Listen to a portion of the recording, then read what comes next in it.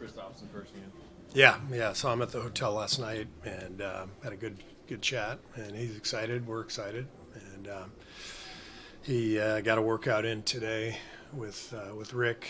And so we'll see where it goes from here.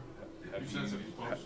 I'm sorry? You sense that he's close to being ready to go? Yeah, I think the plan is he'll be in the Bay all of All-Star break, and he'll play after the break. You'd already ruled him out of these next two, though. Yes. Right? Okay. Yeah. How happy are you to have Pat Spencer signed to the contract for the rest of the season? Yeah, thrilled to have Pat. The impact he has on our team, whether he's playing or not, is pretty profound. Just his competitiveness and support for the group, and then you see what happens when we give him, real opportunities to play. He comes through every time. So I'm really, really excited to have him full time, and it's very meaningful for him. He's put a lot of work in over the years. Do you expect Steph to play next game, or is he still doing it? I think he's doubtful. Obviously won't play tonight. I would say doubtful for the next one, but we'll see. Does it make sense with All-Star coming up? Yeah, I mean that's what Rick is for. That's what we lean on him for. So I think there's a good chance that he doesn't play till after the break. But we're just going to take it day by day. But Tuesday he's doubtful. When preparing for this Lakers team, just what stands out? Well, a really good offensive team. They're good in transition.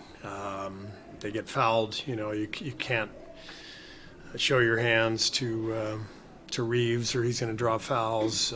LeBron can still get on a straight line drive to the rim and tear the rim off the backboard. So they're having a really good season.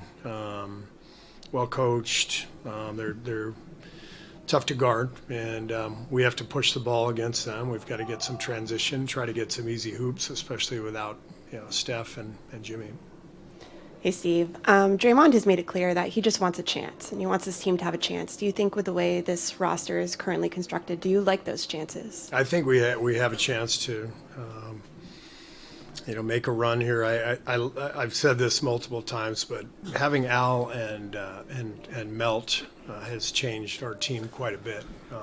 So we're a lot better than we were a year ago before we got Jimmy, just because of those two guys, I think.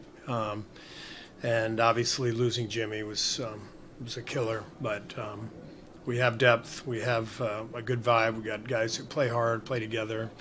And if we're healthy, then I think we can do some damage. Steve, you sort of had a smile on your face when you mentioned LeBron can still tear the rim off, and I'm wondering, you've probably seen it, that tweet from 2015 where it says this won't go on much longer, and I'm wondering if you can relate to that from a coaching perspective, just the years and years of continually preparing to come up against him along the way.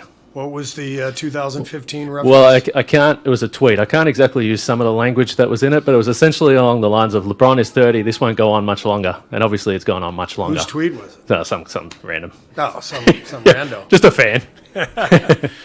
Yeah, well, that guy obviously didn't know what he was talking about. So, yeah, I mean, coaching him in the Paris Olympics was just a really good look inside why he is who he is. The work he puts in, the engagement in every practice, every shoot around, the internal leadership. He was just incredible to work with, and way more fun to work with than against, for sure. Coach, and back. Knowing what you know about KP and his health, are you going to be more conservative or kind of like liberal to see how many minutes he's playing, or just kind of figuring out day by day? Yeah, this is the whole point of having a really experienced performance staff who will make all those determinations. And today was about Rick and Kristaps getting together for the first time, getting on the court, really having a good conversation. So we will leave all of that stuff to Rick, and obviously we wouldn't have made the trade if we didn't think there was a chance he could be healthy and playing a lot for us, and that's the plan. So your last game, your team attempted 17 shots in the paint and found a way to win. Besides whatever you get on the fast break, the easy buckets from that, turnovers, whatever, like how do you generate more attempts inside in the half court? Yeah, it's not easy for us right now without Jimmy, without Steph. So we have to generate pace. We have to execute in the half court, when we are calling plays. And we've got to try to generate some possessions where guys can run through the closeout and get the ball into the paint and find some easy hoops. It's really hard to win, when you can't get into the paint and score. You have to hit a lot of threes like we did the other night in Phoenix. So got to try to do a better job of it. There's always a lot on Rick Celebrini's plate, but it definitely seems like there's even more this year, given the roster construction. How has your working relationship with him evolved through the years, and how has it changed as the roster has aged? Rick is one of the best human beings I know. He's incredibly wise and bright and easy to work with, fun to work with.